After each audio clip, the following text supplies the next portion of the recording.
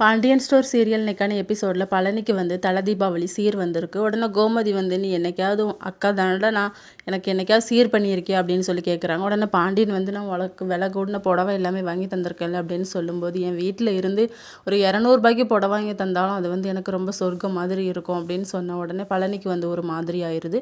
அடுத்த சீனில் கோமதி வந்து கிச்சனில் இருந்து பலகாரம்லாம் பண்ணிக்கிட்டு இருக்காங்க. கூட மருமகள் எல்லாருமே ஹெல்ப் பண்ணிக்கிட்டு இருக்காங்க. அப்போ செந்தில் வந்து கால் பண்ணுறாரு மீனாக்கு. ஸ்பீக்கரில் போட்டு பேசுனா, நீ எங்கே இருக்குன்னு சொல்லி கேட்குறாங்க. நான் வந்து அத்தை கூட தான் இருக்கேன் அப்படின்னு சொன்ன உடனே, நம்ம வீட்டுக்கு வா, நான் பலகாரம் எல்லாமே வாங்கி வச்சுருக்கேன், நம்ம வெடிக்கலாம் அப்படின்னு சொல்லி பேசுனாங்க.